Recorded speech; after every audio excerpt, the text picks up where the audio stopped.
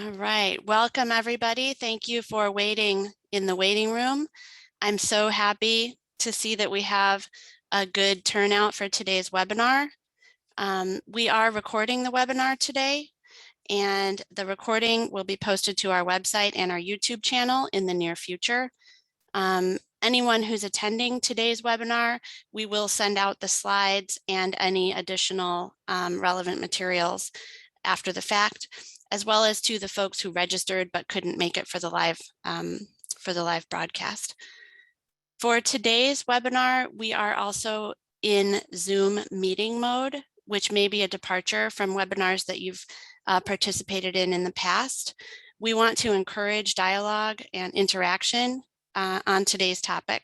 So I will ask that as you join, if you could please take the time to rename yourself in the Zoom interface. So make sure that everyone can see your name as well as what organization you're with.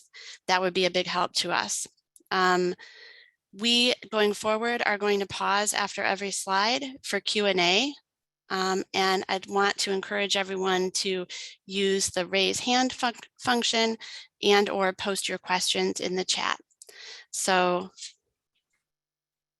I can't get my slide to advance.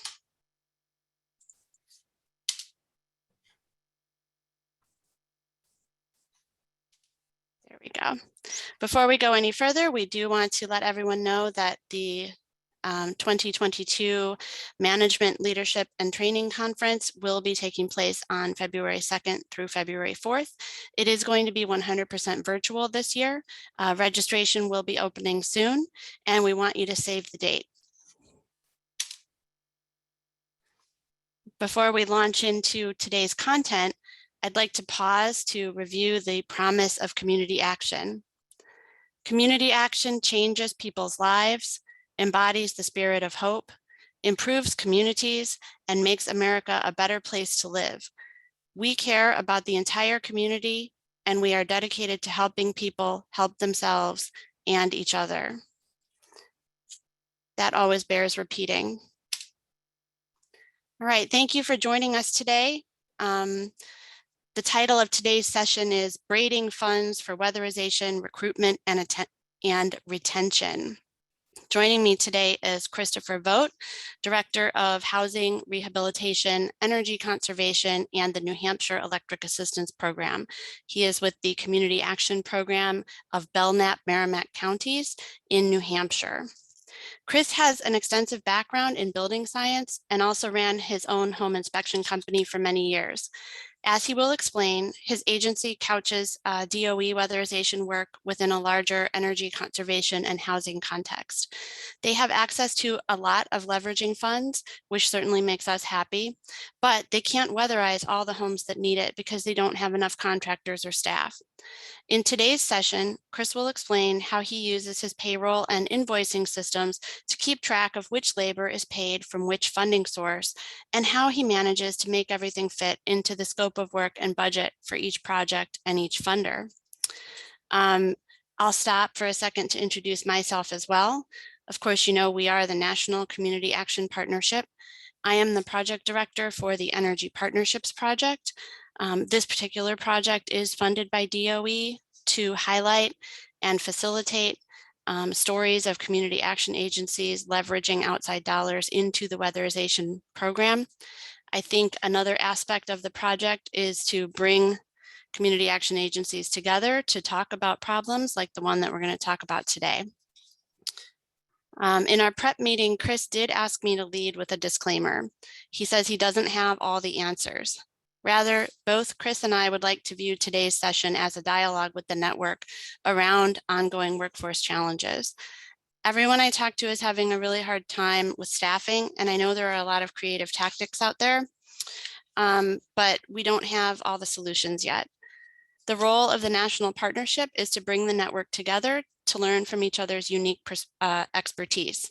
So Chris is here today to explain what he's been up against and what he's been able to do, but we're also hoping to hear from our participants in the chat or by using the raise hand function. We'll try to get as many as we can, but if your question goes unanswered, you can also email me directly and I will follow up. So without further ado, I will turn it over to Chris Vogt.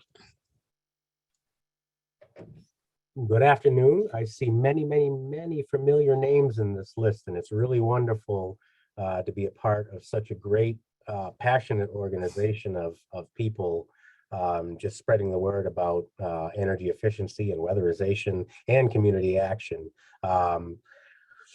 Most of you are probably familiar with community action all around the country, and our community action agency here in New Hampshire, our geographic area is Belknap and Merrimack counties, and we are a small portion of New Hampshire.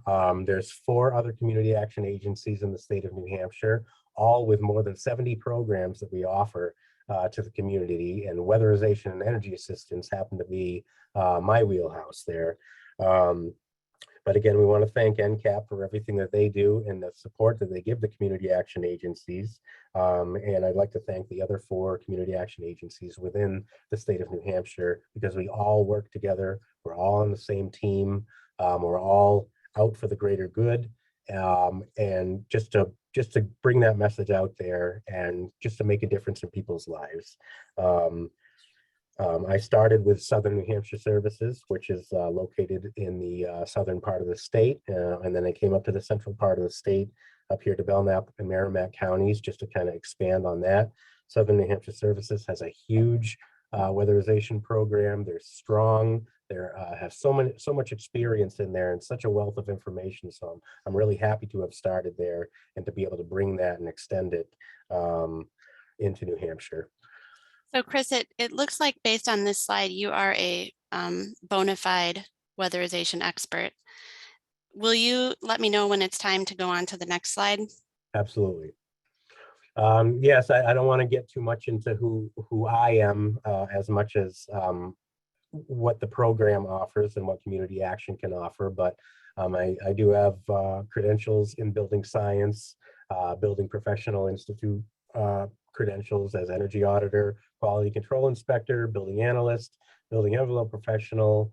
There's OSHA in there, the Environmental Protection Agency, lead, RRP certifications, just all this training and knowledge just to be able to better educate our staff and our clients just on the whole thing, because it's not just about weatherization and comfort in the homes. It's a big portion of it is health and safety, indoor air quality, and just making sure our clients are in a safe home. And we just need to have the technical background in order to make sure that we're not producing more harm than good with trying to button up the houses and make them tighter, and you know, just kind of expand on that energy conservation part. Great. Should we move on to an overview of New Hampshire, since the rest of our participants are in other states? Tell us a little bit about what's going on in your state. In New Hampshire specifically, we're obviously a small state. Not a lot of people know about New Hampshire, but the population is just over 1 million.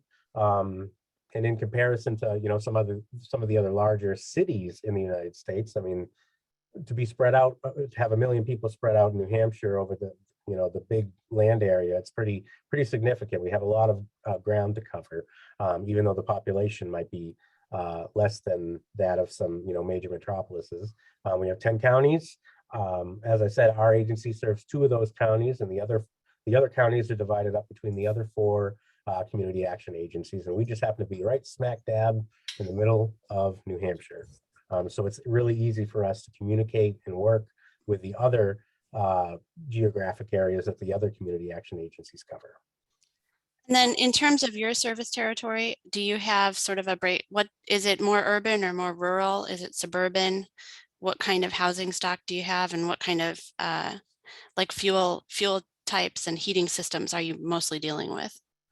Well, New England as a whole, as everyone will know, is we have some of the oldest housing stock in the entire country, because a lot of the early settlements from the 16 and 1700s kind of they came, you know, to New York City and then migrated up north into the northeast, and then they expanded southward and westward. So we have a lot of old housing stock that, you know, it could be anywhere from, you know, 50 to to 300 years old that are still standing and still in use and still being lived in. Um, uh, our geographic area is primarily rural, down in the southern part of the state where Hillsborough and Rockingham counties cover. They're more urban. There's some of the larger cities are located down in that area. They do have some areas out in the outskirts that are very rural. But primarily we see a lot of manufactured home parks. We see a lot of neighborhoods with dead end streets, a lot of kind of farmland that's been converted into residential areas. And we have our small cities and towns within there that may have been established earlier in the century as, mill towns or textile towns, and just kind of expanded from there. Thanks, Chris. I mean, the reason I asked that question is just to make sure that to find out, how relatable your state is to all the different scenarios across the country. So moving on to the next slide. We are here today to talk about staffing challenges. Can you tell us a little bit more about the staff that you're currently working with and how you'd like to expand? It's no secret that, especially in New Hampshire, that we are all short-staffed, all of the community action agencies, and it's not just weatherization and energy conservation that's short-staffed. We're all the community action agencies, just there's so many job openings and opportunities out there to build careers on, and there's so much demand to give to our clients, but it's just so hard to bring people on board that are passionate and can stick around for a while. Most people use it as a stepping stone, and we all kind of move about our fields independently, once we get established. But our staff, we're very small, and we're the second largest weatherization program in the state. However, our staff only consists of we have 2 BPI certified energy auditors and quality control inspectors that work full-time, that are out in the community. These guys are in and out of houses every day. They have multiple projects, up to 40 to 50 projects ongoing at any given time, that are just in progress and being worked through and completed. So it's a lot for them to juggle. One of those 2 is our technical coordinator, who has a lot of experience in weatherization, and he's so passionate about bringing help to the clients and making people more comfortable, and just spreading the overall mission of what weatherization can do, and how it can impact somebody's life just by making them a bit more comfortable. So obviously I'm a director that sits in the office part of the time, and I'm also out in the field, because with only having the 2 staff members that go out and do the audits, I'm heavily involved in doing on-site work, evaluations and inspections, and talking with crew members, and just making sure that I'm active, not only in the back running parts of the programs, but also making sure that the boots on the ground is like where we are with the clients, and just representing the whole mission, just to make sure everything's just moving forward, and being successful with that. So our small staff is they're so dedicated and they're so passionate, and we'd love to just be able to double our staff and bring more people in.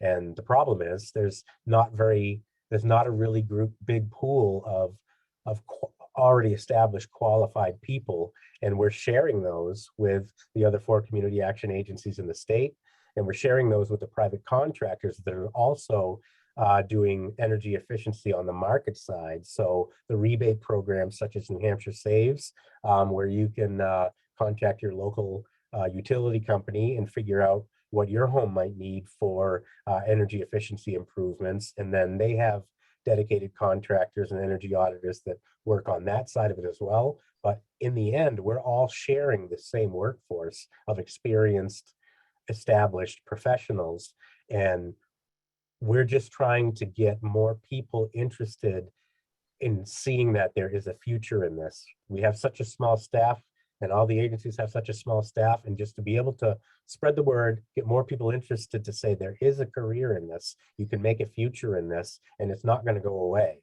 And the longer climate is coming into a play, then it's never going to go away. It's always going to be there. And how many weatherization jobs do you do with this staffing level? With this staffing level, we complete, I think you can probably go to the next slide. We complete 300 to 400 jobs per year, which in the grand scheme of things, it doesn't seem like a lot, but we're impacting 300 to 400 households just in our tiny little geographic spot in New Hampshire.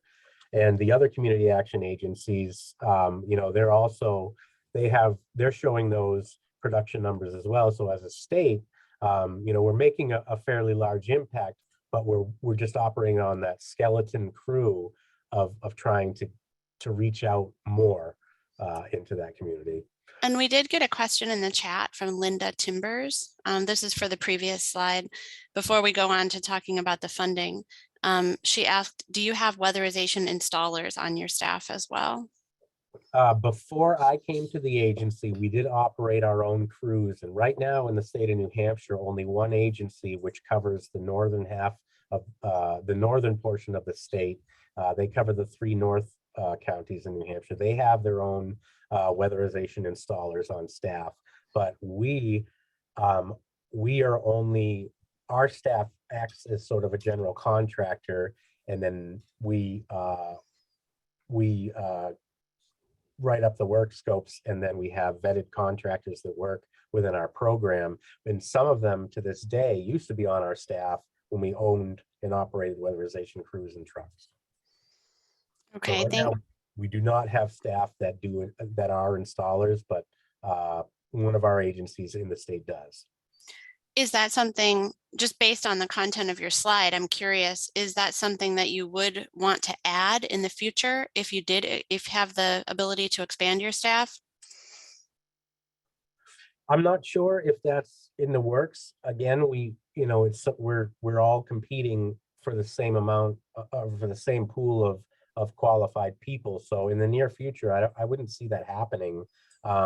But it is nice that we do have the training dollars available to help these contractors in the state get on board with our program. And so we can help build their businesses, which creates more jobs.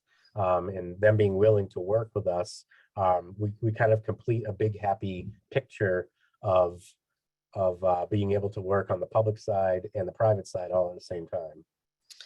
And then I did get 2 other questions in the chat. Thanks to everybody who's posing questions. One person just asked, they do 300 to 400 with 2 auditors and inspectors. So is that, I'm not sure how that compares, but to me, I take that question as coming with a tone of incredulity. Is that, how do you get that many jobs done with only 2 inspectors? Well, I'm one of them too. So we have 3, and okay. we have had a rotating staff. So our staff has been bigger in the past. And just basically our 2019 numbers were really big years with that. And we did have several multifamily projects, which we gauge the multifamily projects as individual units, because if you have a multifamily building with, say, 35 individual units in it, when you're weatherizing that building, you're touching each one of those units, you're impacting each one of those clients and those tenants and their energy bills with that. So residential units, it could be 300 to 400 a year with 2 to 3 inspectors. Most of our inspectors in the state will do anywhere from 60 to 120 audits per year. And that's just an ongoing cycle. We're not essentially closing all of those audits in a calendar year, because when you do an audit, there's a backlog of work, and it's just a revolving door of audits and project completions. Okay, and another person asked, what does your intake staff look like? The intake staff for income qualification specifically, at our agency, we have 5 different area centers, which the intake staff The gateway into the program is fuel assistance and electric assistance. So when clients come in to apply for fuel and electric assistance benefits, that's kind of their gateway into the weatherization program. And we actually have on our application a little checkbox, which the intake staff asks the clients if they're interested in weatherization. So once they're in the door with fuel and electric assistance is when we get them popped into our database. So it could be anywhere from 30 to 50 intake staff at any given agency, divided among the state. Okay. And then do you subcontract any of the auditors, or are they all done by your team? Yes, we also have independent subcontracted auditors, and a lot of these folks have been in the game for a long time, and they have a lot of experience, and they've been employees of different agencies in the past, and they've gone and worked out on their own. And it's not so much a volume of audits that they're doing, but it's more that they continue to maintain their certifications and they help out each agency however they can we basically contract them out as a general contractor, and they adhere to our program guidelines, and the invoicing passes through us and the work scopes pass through us. And it's just sort of an extension of our staff. Great. I'm going to move on to the next slide. There was a question. I'm going to hold off the latest question until a later slide. Pardon me. I'm having trouble advancing the slides. There we go. If you could go over some of the funding that you have on this slide, Chris, so that everyone understands where you're getting your extra money. The funding that comes into New Hampshire is primarily through the Department of Energy, the Weatherization Assistance Program, and the extra LIHEAP money that comes in from fuel assistance goes into the Building Weatherization Program, which had taken over the heating repair and replacement program that was operated in prior years. So the Building Weatherization Program, 50% of those funds need to go towards heating system improvements, which definitely helps because in our heating climate, we're working with, oil, natural gas, and propane and electric systems. And a lot of these systems in these aging homes, they need to be updated. They need to be repaired and replaced. And sometimes it's not cost effective to keep repairing things when we could just go with a higher efficiency unit. Mm-hmm. And the four New Hampshire public utility companies are pretty much our biggest cheerleader in the state. Their funding, there's no actual budget that the utility companies give us. It's just they give us as much as we can handle. So they have all this money that comes into the state from ratepayers that's allocated to the energy efficiency programs.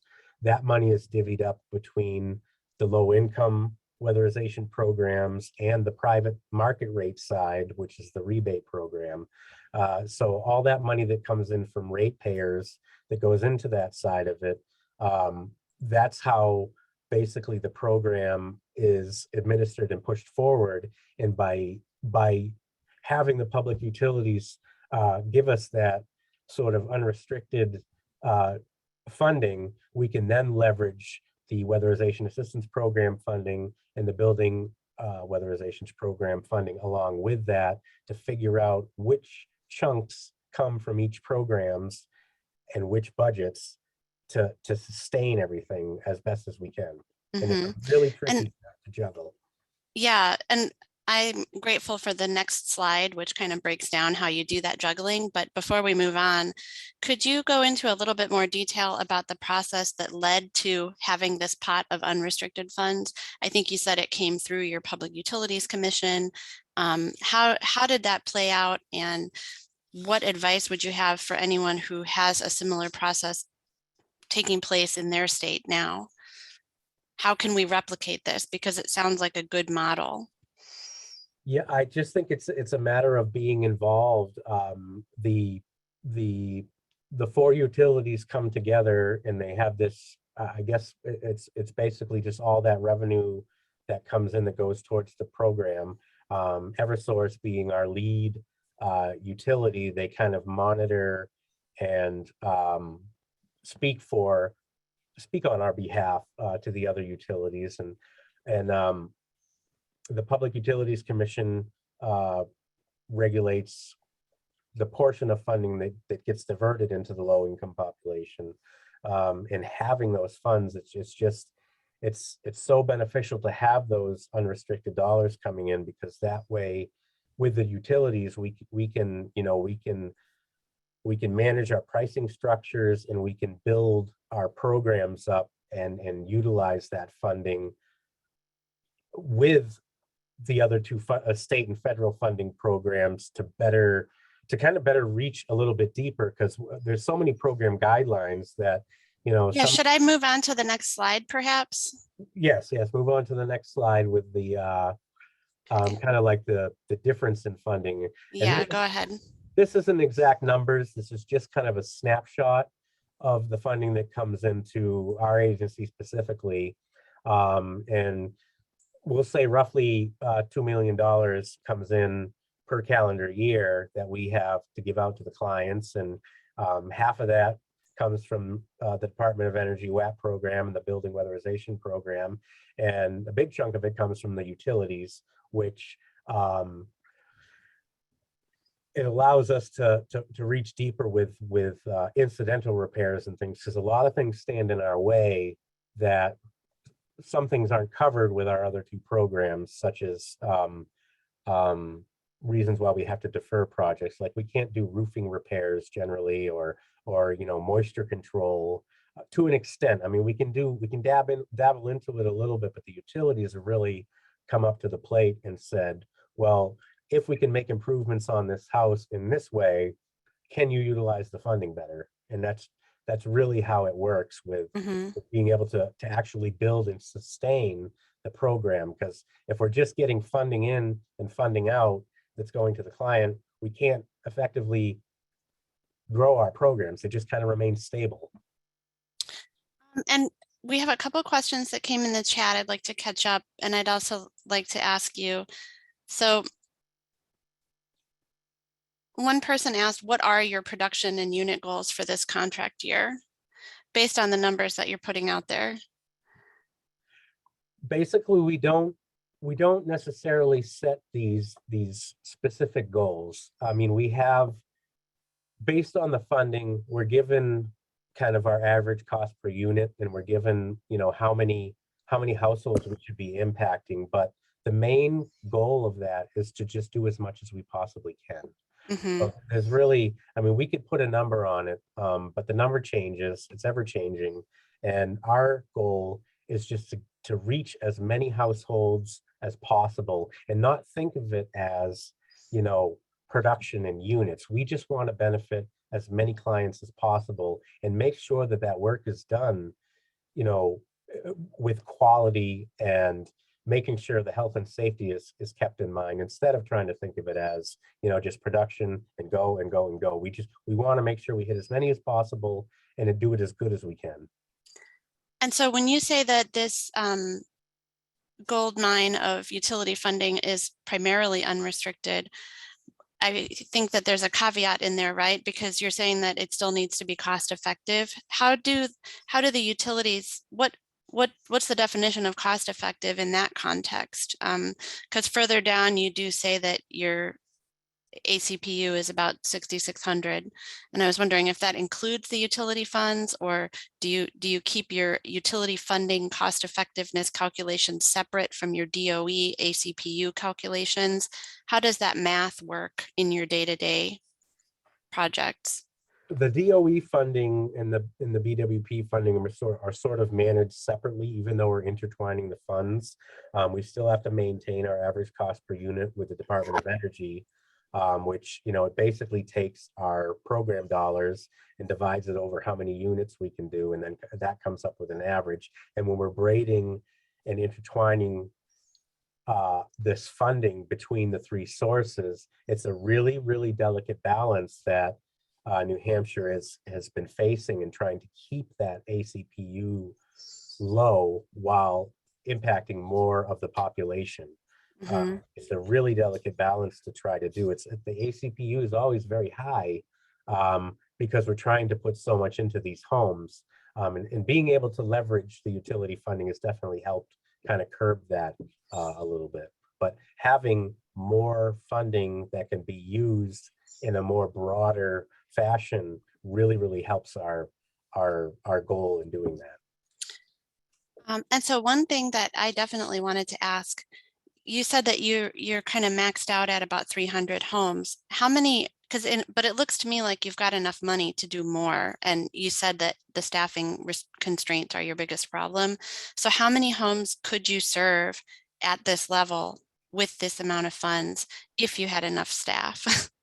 Well, again, I can't put a solid number on it, because again, we're not trying to promote so much as as as making it like a production machine. We just want to do it the right way.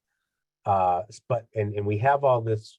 There's never going to be a shortage of funding, it seems. They keep wanting to pour. I saw a question in the chat here about the increased money that will be coming in all over the place. So there's never going to be a shortage of funding, and the demand to service the community is always going to be there as well. It's just that middle portion where we're trying to get that money to the community is where it's bottlenecking.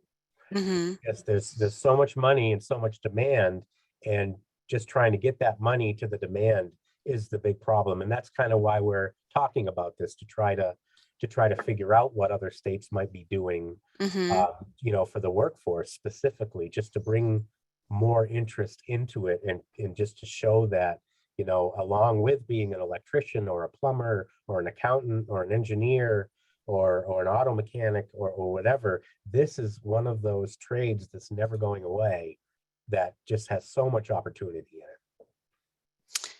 in it. There is a question in the chat. How does your state maximize the weatherization allocation at 15% of your LIHEAP contract?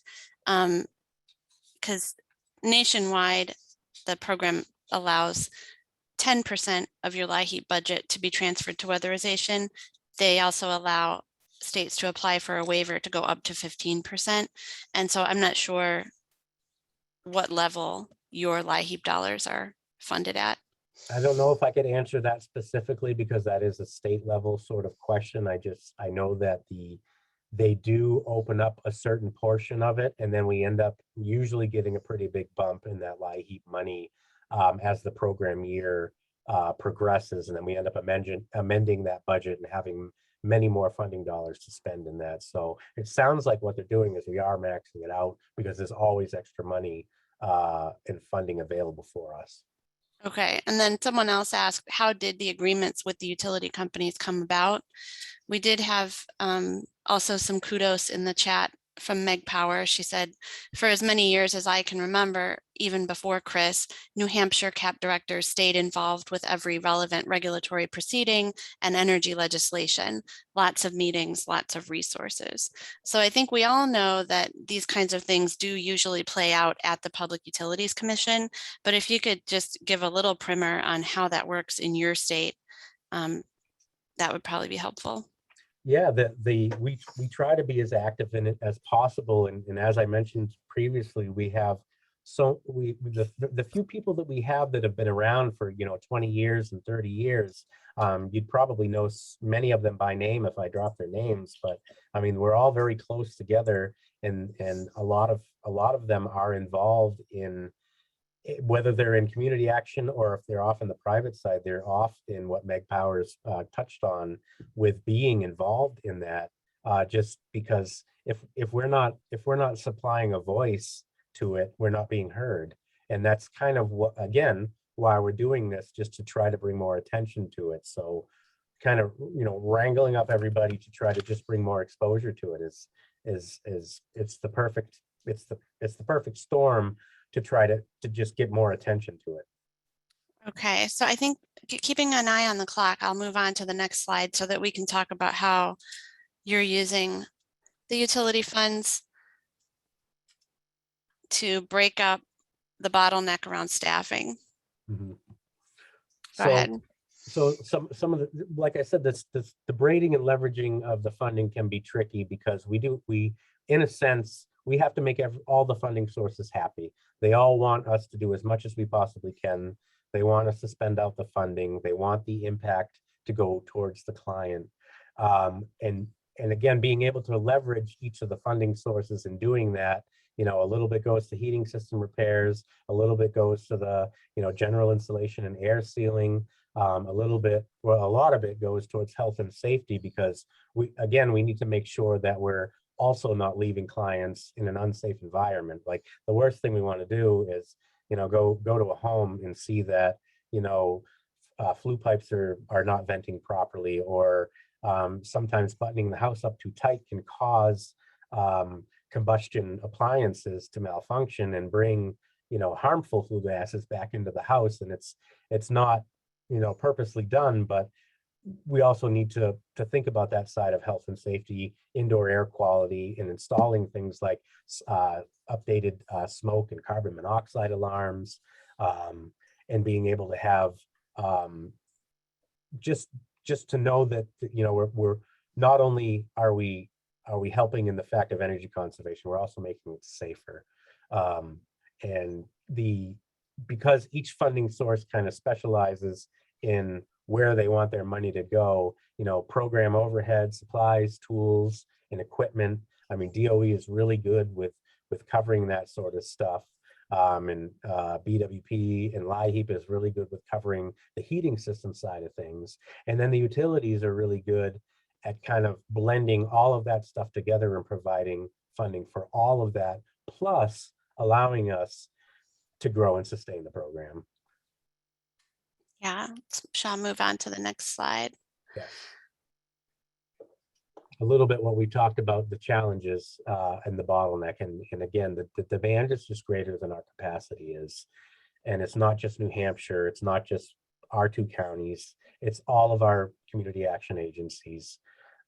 Just the demand out there and the funding is it's overwhelming compared to the capacity and staffing that we have to give it. Finding qualified people that want to become insulation contractors or weatherization contractors, it's not as appetizing, because when you have big huge companies like Amazon coming along offering I get $18 to $20 an hour to deliver the packages and to work in the warehouses. I mean, they're competing with jobs like this where maybe someone doesn't want to get dressed up in a Tyvek suit and wear proper personal protective equipment in a hot attic and deal with things like crawl spaces and spider webs and all that. So again, bringing that mentality into it, we want everybody to see that it's not just that, it can be a sustaining career. And the restrictions on some of the funding, the Public Utility Commission's restrictions on how some of the funding is used. I mean, a couple of years ago, I remember we had a big push from the utilities to give them proposals for things like equipment and vehicles and just basically what we needed funding for that we couldn't utilize from our other state and federal funding. And we weren't allowed to use the funding on certain things. They really wanted it to go right to the client and right towards training dollars. And we have so much of that money already. And the last bullet point being, and there's just not a lot of communication about it. People just don't know we exist. And how many, when we know that you're doing about 300 jobs a year, but how many applications do you get? How many do you have to defer? And how many are structural deferrals as opposed to like administrative deferrals because you don't have the capacity to do the work? Well, do you have a wait list? We don't refer to it as a wait list. We refer to it more as a database. So obviously we have to prioritize who gets to the front of the line, and prioritizing high energy use. We prioritize elderly and disabled and children under 6, households with elderly, disabled, and children under 6. And it's really difficult when some people they've been applying for fuel or electric assistance for years, and they say, well, we're interested in weatherization, but we still haven't gotten the phone call yet. And that's just because of the prioritizing schedule, and just our resources are so limited. to get out to those people. It is a really difficult balance. We're never shutting the door in anybody's face. That's for sure. We want to help as many people as possible, but structural issues, electrical issues, moisture issues, there's mental health issues to deal with. There's hoarding type things that we have to deal with, in which we have to defer projects for, which the house needs to be stable and in usable condition before we can put all this funding into it. And again, there's not a lot of resources for clients to get their houses up to par to be able to do that. So we're trying to help as much as we can with that, while with using our braided funding. And sometimes it works, sometimes it doesn't, but it really does stand in the way. And it sounds to me like one of your bullets says Public Utility Commission restrictions. What kind of restrictions do you face with those dollars that came through the utilities through the PUC? It can't get too much into specifics with it, but again, we're always asked what can the utilities do for us? What can utilities do for us? And the utilities are doing everything as possible that they can do for us. They're offering up, all this funding, but again, everything has to have, a savings to investment ratio. It has to be cost effective, and that includes, the cost effectiveness has to include, program overhead and such. So when, for example, some of our agencies have vehicles in their weatherization departments, and they've slowly been able to build a fleet of vehicles to get out to these houses. And our agency, for example, we're using our own personal vehicles with a mileage reimbursement. So, I mean, if you have child seats in your car, or maybe, you have the family sedan, sometimes that doesn't work. You have, a couple 100 pounds of diagnostic equipment to lug in and out. You have, now you're bringing back, dust and debris from other people's houses into your own vehicle. And just to be able to have vehicles, I guess, is something that we really wanted to try to focus on. And unfortunately, nobody's going to say, here's a check, go buy vehicles. The funding is just not there for that. But it's an example of where we would like more funding to stem from to benefit the program. Can you, I may be wrong, but I thought you could use DOE funds for vehicles. Yeah, you can use DOE funds for the vehicles. There's a lot of red tape involved. There's a lot of hurdles to go through with that. And it's sometimes our agencies don't have the capacity in our fiscal departments to be able to handle that sort of agreement. And sometimes there isn't that sort of guidance at the state that allows us to do so. I mean, we have it in writing, but it's more of, how can they help us utilize that funding to do that? And to bring it back to the topic of workforce, do you think that the requirement that you have your own vehicle is one of the barriers to recruitment? I think it's really big, because, some people don't want to use their car for work, and I totally understand that. And, they have a couple of vehicles sitting here, even if they're not take-home vehicles, if it's just a truck or a van that can be equipped with all the tools and equipment, just to say, I have an audit scheduled 40 miles away in our area, here's the keys, it's all loaded up. Now you're not moving equipment back and forth, you're not getting your own car dirty. You come to work, you take the work vehicle. And again, that's been one of our personal agency struggles, is to try to get that going. And those wheels are in motion. It's just been a long process to get there. Great. I'll move on to the next slide then. All right, so let's get more into the weeds on how you come up with the salary that you offer. This is just a quick snapshot of the living wage calculation in New Hampshire. And where did you get that? Where did you get that image? It came off one of the New Hampshire government websites. I don't have that specific link available here. It's just a quick snapshot. And again, I didn't want to get into too much of those specifics, but we're competing with the big the big box stores and the Amazons and all these companies that, they're offering, they're raising their salaries up to get people in the door. And, people are just, they're being drawn to those opportunities because it's number one, it's easier work to do. It doesn't require as much education and maintaining your credits towards it. So I think that it's the path of least resistance. And again, we're just trying to show that the community action agencies offer, a great work-life balance, great benefits packages, great stability. Because as long as there's need within the community, these jobs aren't going away. Whereas, if the big box stores, even for example, Walmart, they've kind of had to restructure their staffing because places like Amazon now are taking over. So now brick and mortar stores are closing up because Amazon's coming in and saying, well, here's our big warehouse. You can order it online and get it 2 days later. You don't even have to leave your house at that point. So again, just, trying to promote that work-life balance and try to get the salaries up to where they need to be to make these positions attractive.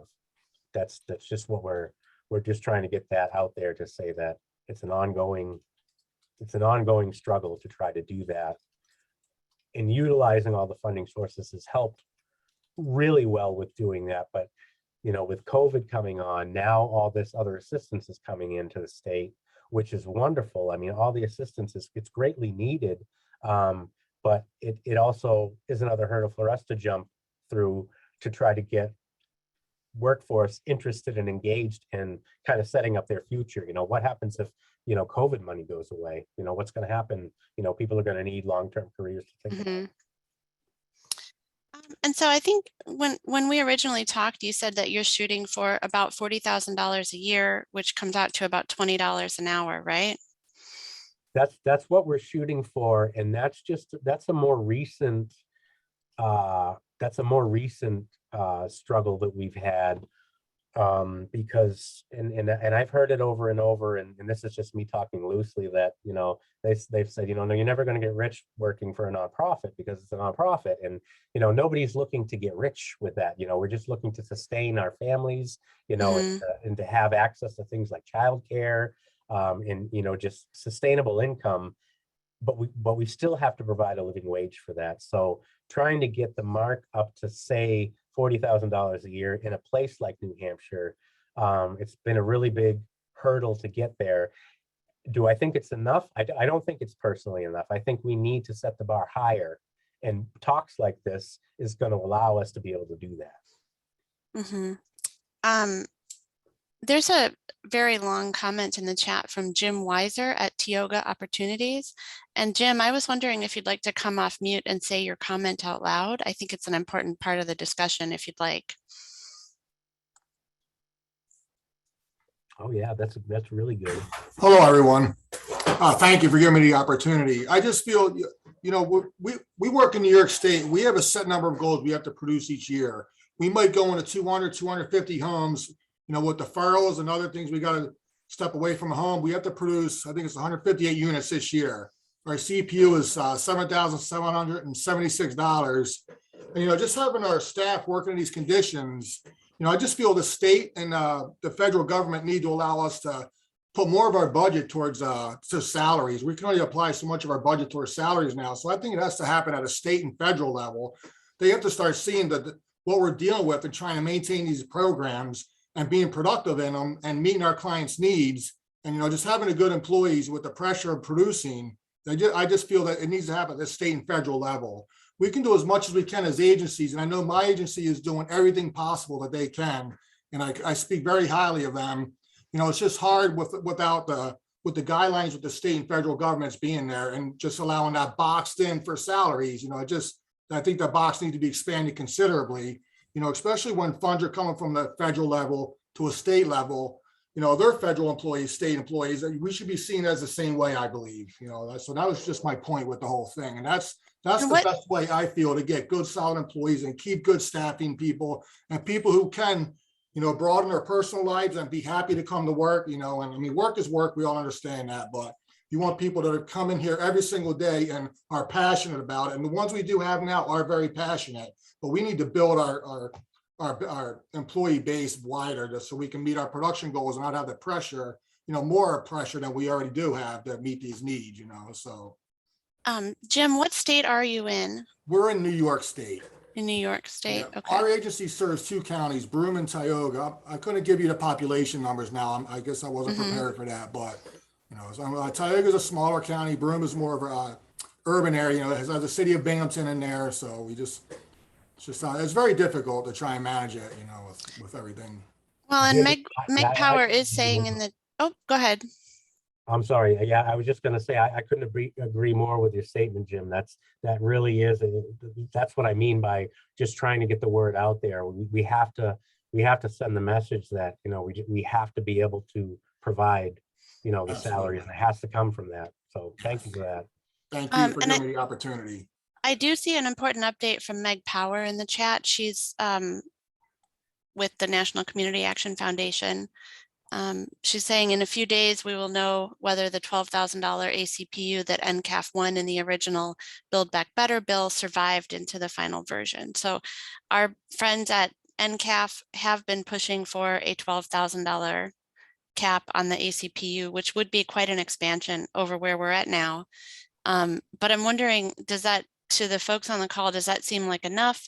And is the ACPU the main vehicle by which we could expand pay, or are there other changes that also need to be made? My understanding from talking to some members of the network is that the savings to investment ratio is also a factor in pay scale. Yeah, and it all has to be cost effective, and I feel that to Meg's point in the chat, that's a huge hurdle. Because New Hampshire specifically has struggled with maintaining that ACPU and trying to keep it at that level that the Department of Energy set forth to it. And it's so hard to do that when you have all these program expenses. I mean, it would be wonderful to say that we could do X amount of have X amount of impact in the community, and then that being divided by the amount of funding coming in also has to cover all the other stuff that's connected to it. And it's just really hard to manage and juggle. And sometimes, we just have to get creative with it. It's raising that. Is it enough? I mean, I think it's a generous ask, and I think it's a generous 12,000 is probably better off than where we are now. I think it's definitely a step in the right direction. And Chris, there's a Carrie Lynn Beard that said, the higher we set the wages, the less work we can complete for the client because of the saving to investment ratio. And I'm wondering if we could move into your discussion around how the way that you allocate different aspects of the job to different pay codes in your payroll system. It sounds like you have found a way around the savings to investment ratio for the DOE funds by allocating part of the labor to your utility funds. Can you, I know you don't have a slide about it, but it's like really interesting if you could talk about it verbally. Yeah, you have to break it down in the budget. So although, you have your 3 different budgets coming in, you kind of have to look at the budget as an overall picture of each funding source and trying to properly move money into those specific line items that don't affect the ACPU. Like I said, it's a juggling act. It's very difficult. Some months are really good, some months are really bad, and it really takes experience and budget knowledge to do that. And I'm not sure how other agencies deal with that, but I know that our agency, we have a specific person in our fiscal department whom is a budget analyst, which oversees all the programs, but he has 70 programs to oversee. So what I've done is I've taken the weatherization program and administered it just under my eyes, because I can see instead of looking at, 70 different programs that this agency has to juggle, I can see what our impact is in our little tiny world. It just takes a lot of practice and a lot of close eye on that. So having a finance background is huge. And so I really think that's kind of the heart of what we need to talk about today. It sounds like there's a workaround taking place in your agency that may be available to some of the other agencies if they can figure out how you're doing it, right? Yeah, excuse me, I'm losing my voice. That's okay. We will listen to you whisper if you have answers to these questions. Yeah, and again, I didn't invent it. I took a lot of what I learned from Southern New Hampshire Services and their great weatherization department and how they sort of established how they do things there. And again, it's a really close eye on what your funding sources are, how you can utilize that funding, and then just braiding or leveraging, just juggling that money into trying to hit the line items where it counts to benefit everything as a whole. And you have to tweak it. It's like an ongoing thing. It's some months you might have more, say for us, we have contracted labor, which affects our average cost per unit. If you have one home that you put $5,000 in, that's going to make your average cost per unit jump way up. But if you did 10 homes and only put $1,000 in each of them, that's going to drop it down because of how that formula works. So I think just proper budget management is definitely, it's definitely a huge factor in that. And I'd like to pause and just remind everybody that our friends at the National Association of State Community Service Programs, or NASCAT, they did recently conduct a wage survey. They got responses from about 27 states. And I think, Alex, if you could post a link to that in the chat. We at NCAP, in partnership with Meg Power, we've looked that over and we're preparing to publish an analysis of it. What we know so far and what NASCAP has pointed to is that wages are not high enough, right? In many cases, they are not meeting the living wage for the area. But there's a lot of, if you click on the link that we've posted into the chat, the NASCAP website allows you to access a downloadable spreadsheet where you can look up the living wage for your county and see like what it's similar to the content that Chris has on his slide here, but you can see that it varies from county to county. And what we know across the board is that in a lot of places, the weatherization wages would mean that a weatherization employee could actually qualify for weatherization services. And I think that's a really powerful message to send to DOE. So I think there is a movement afoot to find a way to expand pay for weatherization. And I'd encourage everyone to check out the NASCAP wage survey. And I'd also encourage you to find out if your state participated in it, because it's kind of disappointing that only about half of the states responded. So hopefully in the future, we'll be able to collect more data like this and continue the conversation. Should we move on to the next slide, Chris, keeping an eye on time? Yep. There we go. So tell us now what you've been doing to try to recruit new workers. Well, again, I say it's a work in progress, and we've really had to be creative. It's funny, I had a conversation with my executive leadership earlier in the week, and I said, can you just cold call a college and say, hey, do you have students that might be interested in this? And we talked about it, and we thought, well, yeah, you can do that. There's actually a department in some colleges and universities and technical schools and even high schools in which you can do that. So what we've tried to do recently is just to reach out to our local high schools, colleges, and just, say, hey, have you ever thought about energy efficiency? And, you can bring a gadget like a thermal imaging camera or a manometer or even a combustion analyzer and just, say, ooh, it's an electronic gadget, and you can do this for a living and learn more about it and see how it can impact, people's lives. Mm-hmm.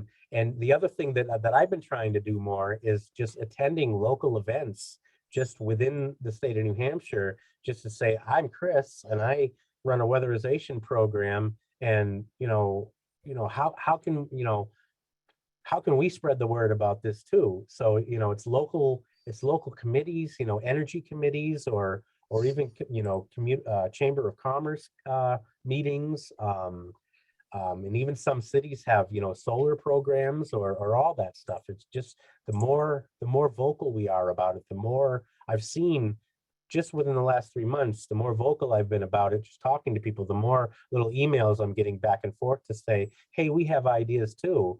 And, you know, it's been really great. Yeah, I see Jeremy Scarborough says in Douglas County, I believe that's Nebraska, we've been trying to create a relationship with our local community college and their construction students. I do think that everyone's on to the idea of doing outreach to youth because it's a great entry level position. We should probably have thought ahead and be able to post to the chat the Green Buildings career map. Alex, if you could look that up by any chance and post it in the chat, that would be great. Our folks at the Interstate Renewable Energy Council have been promoting this sophisticated online career mapping tool, which is a great way to show prospective recruits the potential trajectory of a career in weatherization. So you can start off as an insulation person and then go from this to this to this, and eventually, so they don't feel like it's some sort of a dead end job. They know right away and they can visualize a long-term career path. And I think I saw on the registration list, John Patty from CETA in Chicago.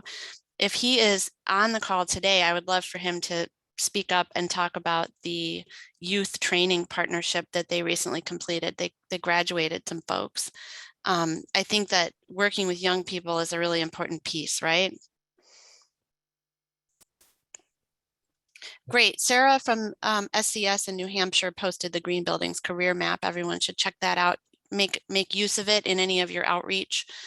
Share it with your community college partners and stuff like that. Thank you, Sarah. I know Sarah.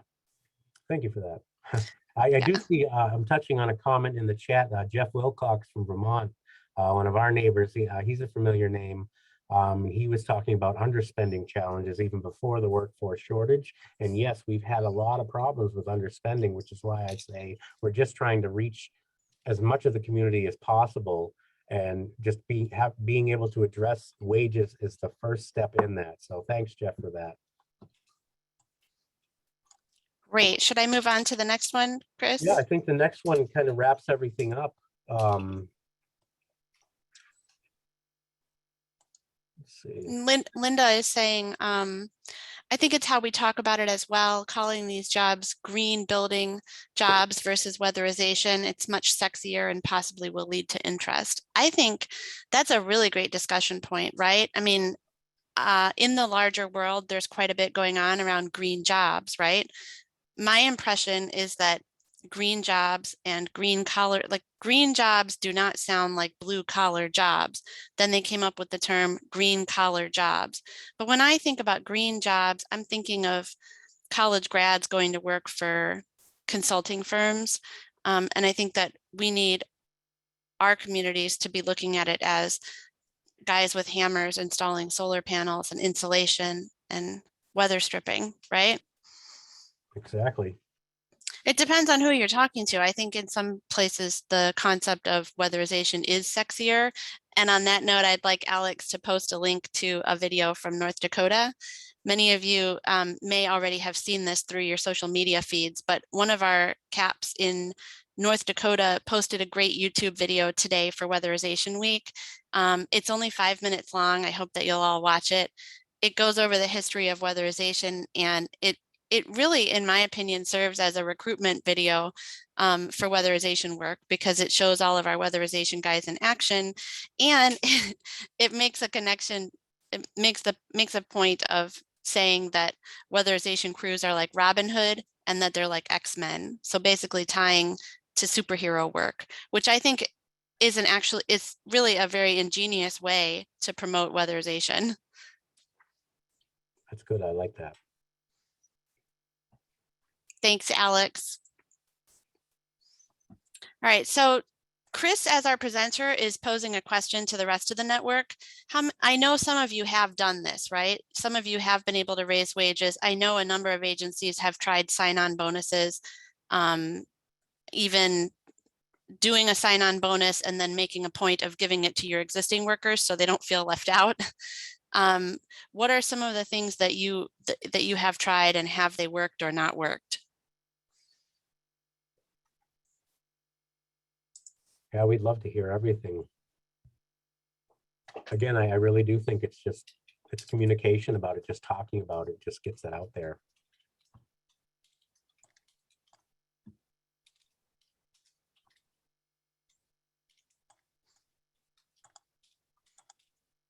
Or work with youth. Whoops.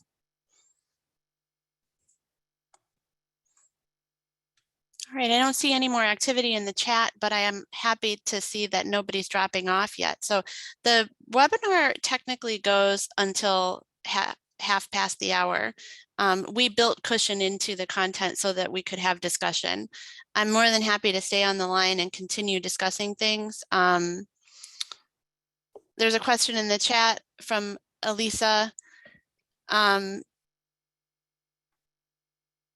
For the next work, as far as hiring new staff, do they have any experience? I'm not quite sure what you mean by that.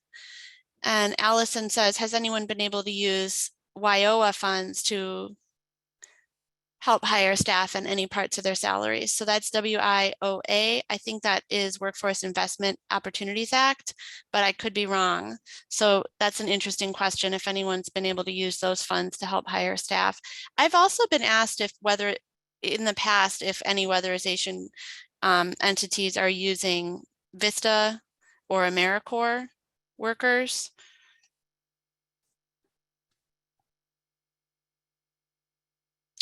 There's another question. Is anyone being limited by the overall agency pay scale for other positions as opposed to the competing industry jobs for weatherizers?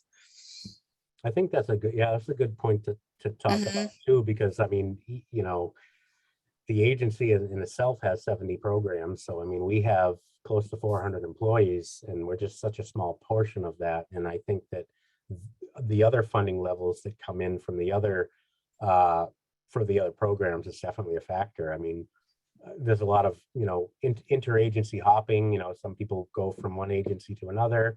And again, it's just the bottom line is, you know, benefits are good, you know, benefits are really important. You know, fringe benefits are very important. Work-life balance is very important. But in the end, people are looking at that bottom line. They're looking at salary and wages. Jim in New York is saying, we also have a plan to reach out to high school students in the BOCES program. We've increased referral incentives for referring new employees. We have, budgeted in bonus incentives. Our agency is meeting with younger employees to see what's important to them and how the agency can be more employee friendly.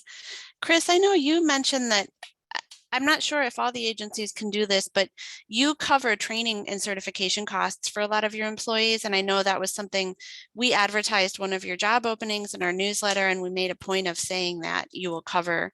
So how has that worked out for you? Has that been beneficial? It's been very beneficial, and just touching base on, there's very few of us that are, we're all sharing employees that are already into it, and they're already certified, they already have the credentials into it, and they've already been trained and certified. So yes, it has helped, because a lot of people, you know, even coming out of high school, I mean, it's, you know, it's a lot of money to get trained and certified. It's a lot of dedication, it's time and energy. And some places, I mean, they'll hire you as an intern, but it could be an unpaid internship, you know, to learn about their program. And, you know, you can't build a career on an unpaid internship. So, you know, if you come here and you express interest, you have a good personality, and you have the drive and motivation to be a part of something bigger, then, you know, that's when we say, well, you know, do you want to go to, you know, training for a week in Syracuse, New York, to NYSWATA? I know a lot of you probably know of NYSWATA out there in Syracuse, New York. And I mean, it's, you know, it's expensive. It's 6 hours away from New Hampshire, and, you know, a million hours away from, you know, out west. And and everywhere else. But, you know, it's really good that we have that money available to put on the table to say, yes, we'll pay for your training, we'll pay for your certifications, we'll pay for you to renew them. You know, we pay for all the, you know, the training courses and everything, and all the funding sources, especially DOE and the utilities provide into those training dollars. And that's one of the things that's really, really generous, is we do have so much training dollars in there. But again, you have to have the people interested in the training in order to spend the training money. Someone is asking, where is the training in New York that you're speaking of? You said it's with NYSWATA. Yeah, NYS WDA. It's in Syracuse, New York, and I went through there for a couple of different trainings. I know many of my staff and many of the people in New Hampshire have gone through there. And again, they're really big in New York. They have an in-house. Everything's all in-house, so they have their own test house built right in there, right on their location. So it's you know, it's like a mini tiny home built right into their warehouse there that has windows and insulation and working heating systems, and you know, it's like a little tiny home that you go in and you get all your training right in there. That way you're not going into a client's home trying to get your training. So it's really, really helpful. And New Hampshire doesn't have a test house or a training facility like that. And that's another thing that I've been meeting with people in my network to say, you know, who has, you know, basically we'd love to get some philanthropists involved in this to say, you know, can we get maybe a big weatherization contractor or some other entity to build us a training house in a, you know, in a controlled environment. That way we don't have to send our employees out to Massachusetts or out to New York to do this kind of stuff. And that way it's just as useful with on-the-job training, but that way, you know, we're not putting, you know, people in clients' homes to get that training. It's just like, here's a classroom, here's a heating system that works, you know, here's an instructor that can walk you through all the steps, and here's your certification. You get it all one day, one-stop shopping. So if anybody knows of any philanthropists or charitable organizations that would want to help us, New Hampshire would love to have something that we can have, even to share with the rest of New England, you know, Maine, New Hampshire, Vermont, Massachusetts, just to have a place that we can call home like that, similar to them in Syracuse. And Chris, we have a question from Greg Gentile, and he said, I was just hired as the new weatherization director for Asanipa, I may be pronouncing that wrong, and had a technical question. How long does it roughly take to complete an audit with paperwork? Can you do it in 2 days? That's a very good question, and sort of some of the things that we've been discussing among the community action agencies, and you know, for specifically our Department of Energy requirements, there is a lot of paperwork to be done. There's a lot of waivers, there's a lot of paperwork that needs to be filled out, a lot of data entry. It's so overwhelming, the amount of things we have to bring into a client's home to have them sign off on just so we can do the audit. And that's not to say that, you know, we can follow through with the project. I mean, once we get a work scope, there's more paperwork involved. Once we go for the inspection, there's more paperwork involved. And it really takes a big run of time. I mean, you can do a single family, with experience, you can do a single family residential home energy audit, a complete home energy audit with all the diagnostics in approximately 2 hours, 2 to 2.5 hours in a good sized home, and be really complete and have all that data that you need to bring back to the office and work on your energy models and your paperwork. But yes, paperwork is a huge task involved in that. And I don't know what the answer to that is. I know it's required for the Department of Energy funding. If we just fund a job with the utilities, they don't require as much of that documentation, which is nice. But then again, we can't leverage Department of Energy funding on that project, which then kind of hurts our big cause in braiding all the funding together to complete the bigger goals. But yes, paperwork is a real drag.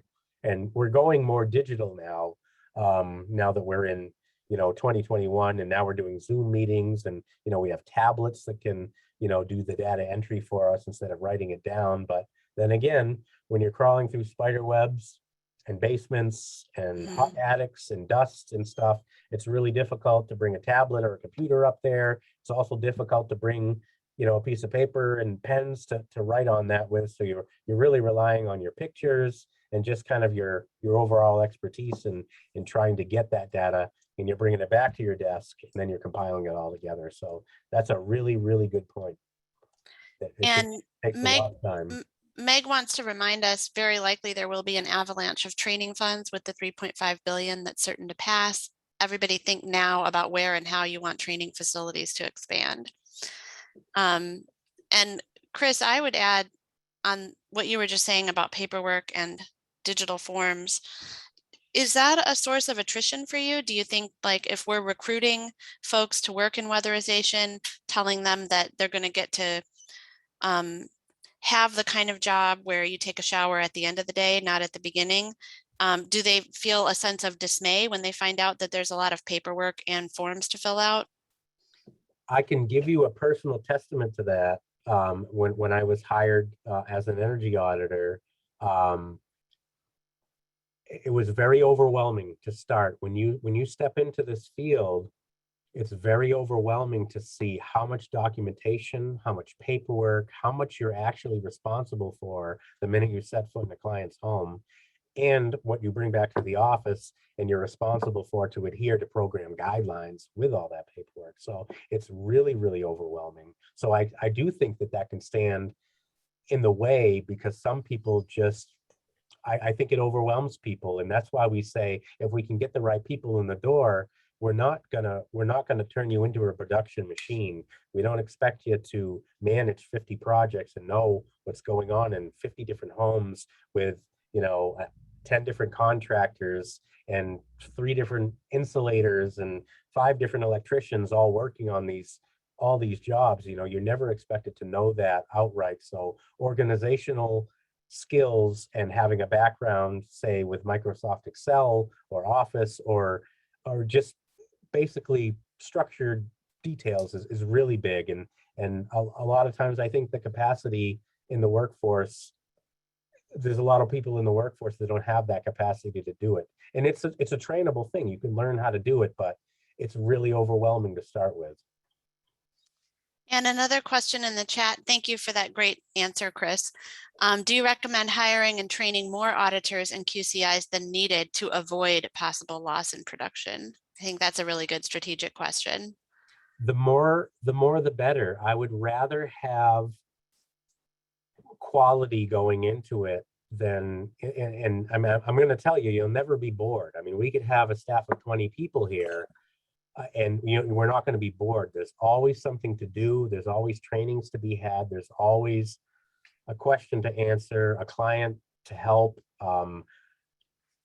But yes, I mean, I would love to have 5 resumes on my desk tomorrow morning when I get in to say, wow, these people want to move into this program and they want to expand their careers, and they're willing and they're motivated, and they want to learn something new, and they have that drive to do it, and we'll pick them up and mold them into what we would need them to be. And I think that we would do it in such a way that it'd be fun and exciting. It really is fun and exciting.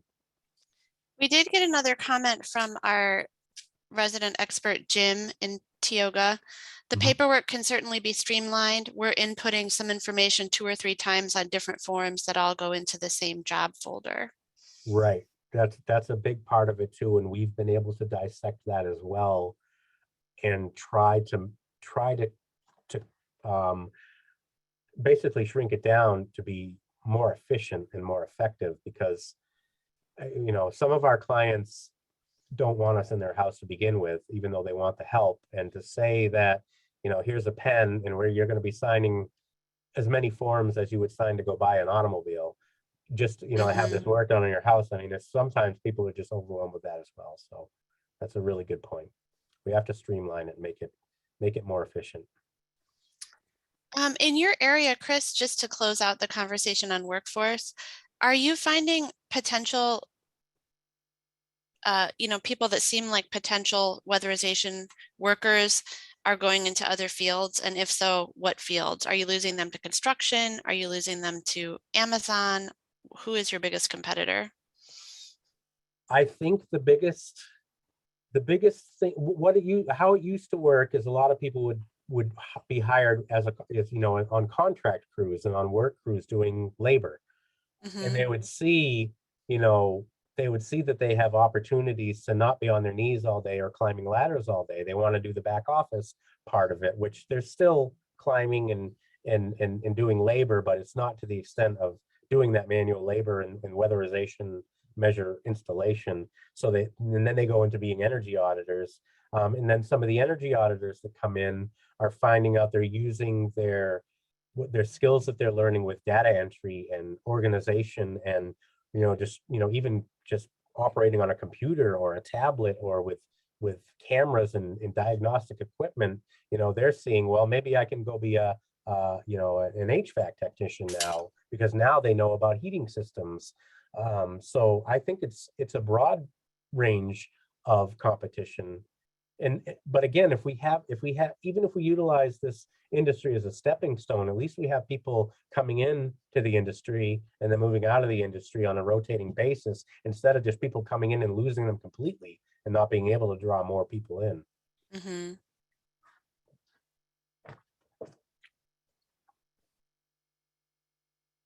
Okay, looks like our questions in the chat are slowing down.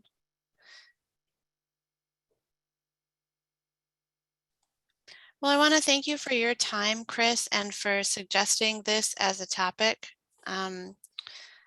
As I said in the beginning, I will send out a follow-up email so that everybody has all of the documents and links that are related to today's conversation. There was a question about the New Hampshire Public Utilities Commission proceedings, and I'll make sure to locate those and include those in the links. Well, thank you for having me, and I really appreciate the support from NCAP and just allowing us to be able to talk about this stuff. And I hope this kind of opens the door into future webinars and future just discussions about this, to see maybe in 3 months what's been working for everybody, and can we talk about this further, and what are we going to do with, how are we going to implement all the money coming in from the federal level? I mean, is it going to go to training? Is it going to go to program support? I mean, I think it's just great to talk about everything and just to share ideas and to get people, I'm going back and looking through some of the stuff in the chats just to have people chime in and say, this is what we're doing in New York, and this is what we're doing in California, and here's what we're dealing with. And it makes me feel a lot better in New Hampshire to see that we're not the only ones struggling with it. And it's just, we almost just feel like this little corner of the United States up here in the Northeast, where we have 3 months of summer and we kind of button up and go back into heating season, and it really makes me feel good to know that we're not alone in this, and that it is a national thing. So bringing attention to it, it's amazing, it's incredible. So thank you for the opportunity to kind of put a spotlight on this. Great. And yes, in answer to some of the questions, this webinar was recorded, and we will post the recording to our website and our YouTube channel in the near future, as soon as our IT team can get those things up. Oops.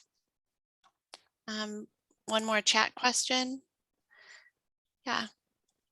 Thank you all for participating today. I'm going to stay on the line a little bit longer, but we can consider the webinar ended at this time. All right. Yeah, that was really great.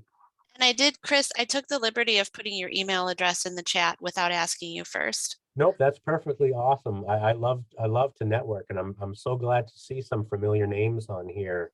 And again, even at the NCAP conference where you and I had met in Boston, it was so great to kind of put faces to all these names that we talked to through email, and